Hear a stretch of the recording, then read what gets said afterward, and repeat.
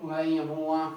No vídeo anterior nós estávamos estudando a respeito da capacidade térmica, beleza? Agora a gente vai falar um pouquinho sobre o calor específico. O que seria o calor específico, beleza? O calor específico nada mais é do que a capacidade térmica por unidade de massa, certo? Necessária para elevar em 1 grau a temperatura de uma substância. Bom, vamos analisar o que seria isso daqui, beleza? Capacidade térmica nada mais é do que a capacidade por unidade de massa necessário para elevar 1 grau a temperatura, beleza? Então vamos imaginar a seguinte situação. Eu tenho aqui uma substância que ela tem 1 grama. Para eu elevar em 1 grau Celsius a sua temperatura, eu tenho que fornecer, por exemplo, 10 joules de energia. Então, ó, olha só. Quando eu estou falando de calor específico, eu estou falando da quantidade de energia que eu tenho que fornecer a cada 1 grama de uma substância para ele elevar em 1 grau Celsius a sua temperatura. Ou seja, se eu tenho, por exemplo, 2 gramas de uma certa substância, quanto que eu tenho que fornecer de energia para que ele, por exemplo, possa subir para 2 graus Celsius? Isso, 20 joules. E se eu tenho um corpo, por exemplo, com 3 gramas, certo? Quanto que eu tenho que fornecer de energia para ele aumentar para 3 graus Celsius? Então, para chegar em 3 graus Celsius, eu vou precisar de 30 joules. Isso. Então, ó, nada mais é calor específico do que a energia necessária que eu tenho que fornecer por grama, por unidade de grama, para elevar em 1 grau a sua temperatura. Beleza? Bom, sabendo disso, a questão agora é o seguinte. Quando eu estou falando de coisas que são pequenas, 1 grama, 2 gramas, 3 gramas, tem como a gente fazer essas continhas de cabeça super fácil. Agora, imagina quando eu estiver falando, por exemplo, assim, ó, 1 tonelada, 550 gramas, 550 mil gramas, aí eu vou ter que sair calculando uma por uma até conseguir chegar, por exemplo, na quantidade de energia real que eu preciso. Bom, para isso o que nós fizemos? Nós tentamos determinar uma forma justamente para evitar de ter que calcular o passo a passo disso daqui. E qual seria a forma para calcular o calor específico? O calor específico representa por esse Czinho pequeno aqui, certo? Nada mais é do que Czão, que vocês já sabem o que é, capacidade térmica por massa. Bom, se o exercício fornecer para nós a capacidade térmica e a massa, tá feito, é só fazer a relação entre eles dois e nós temos aqui o calor específico, tá bom? Só que o problema é que tem muitos exercícios que não vai passar diretamente a capacidade térmica, Mas eles vão dar os dados para a gente calcular a capacidade térmica, e aí depois que a gente calcula a capacidade térmica, joga nessa fórmula e descobre, por exemplo, quanto que é o calor específico. Mas aí, ó, o que nós vamos fazer aqui? Nós podemos abrir esta fórmula, certo? Como que nós podemos abrir esta fórmula? Lembra? Como que é a formulinha de capacidade térmica? Capacidade térmica nada mais era do que calor dividido pela variação de temperatura, que eu chamo de ΔT, certo? Foi na primeira parte do vídeo. Se você não viu a primeira parte do vídeo ainda, não dá para ver essa segunda parte. Veja o primeiro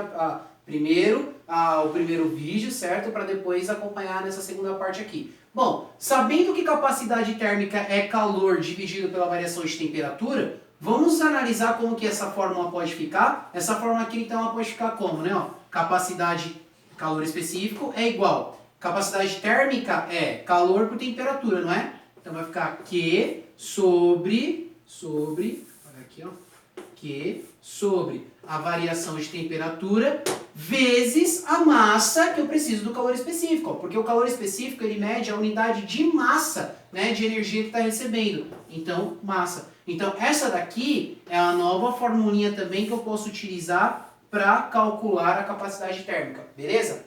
Só que eu posso calcular a capacidade térmica por aqui, posso calcular o calor específico, mas eu também posso isolar o calor, não posso? Se eu isolasse o calor, através dessa forma também dá para calcular, como que ficaria? Se eu isolo o calor, essa parte aqui que está dividindo, ela tem que ir para o outro lado o quê? Multiplicando, não é? Então manda essa parte que está dividindo lá para o outro lado multiplicando. Como é que fica isso daí, ó?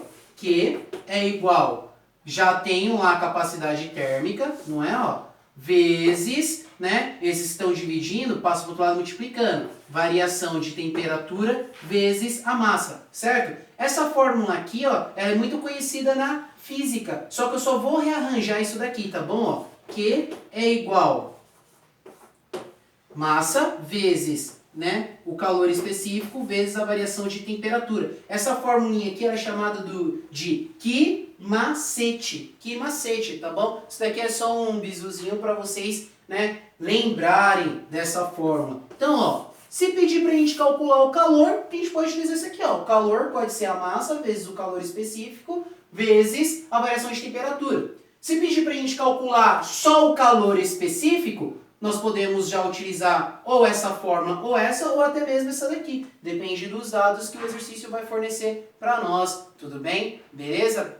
Bom, e aí, ó, vocês podem acompanhar a seguinte situação. Essa fórmula, ela serve para calcular o calor que nós chamamos de calor sensível. Calor sensível. Por que calor sensível? Existem dois tipos de calor, tá? Existe o calor que nós chamamos de calor sensível. Deixa eu só apagar aqui para identificar isso daqui, beleza? Bom, existem dois tipos de calor. Existe o calor que nós chamamos de calor sensível. Aqui, ó. Calor sensível. E existe o calor latente. Latente.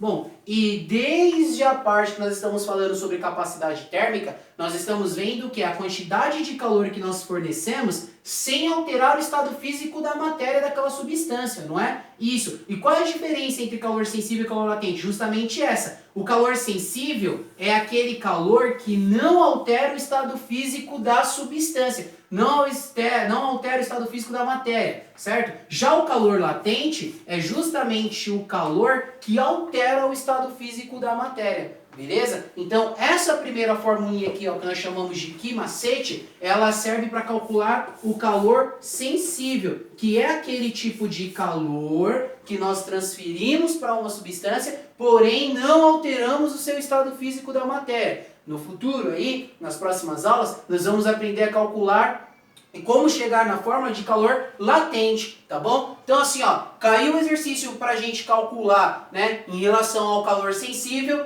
só utilizar o Ki-macete, beleza? Calor, quantidade de calor, nada mais é do que a massa vezes o calor específico vezes a variação de temperatura, tá bom? Ou se simplesmente pedirem pra gente calcular só o calor específico, eu posso utilizar essa fórmula, aí eu isolo o calor específico, ou usar essa ou essa daqui, certo? Se você usar essa fórmula e for, né, isolar o calor específico, você vai chegar ou nisso daqui. Tudo bem? Beleza? Bom, galerinha, só pra gente finalizar, quais são as unidades de medida, beleza? Qual é a unidade de medida para o calor?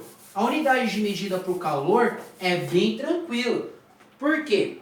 Toda vez que você está medindo o calor, ou você fornece joule, ou você fornece quilojoule, ou você pode fornecer calorias. Isso. Então, dependendo do que o exercício estiver pedindo, você vai colocar joule, quilojoule ou então caloria. Beleza? Bom, galera, para a gente finalizar de fato, eu vou pedir para vocês acompanharem a seguinte situação. Lá na apostilinha de vocês, na página 24 e página 25, vocês têm o resumo teórico dessa apostila, dessa aula que eu acabei de passar aqui para vocês, certo? Eu vou pedir para vocês darem uma lida, certo? Para complementar os estudos e grifarem aí as partes mais importantes, beleza? Galerinha, um abraço, fiquem com Deus, foco!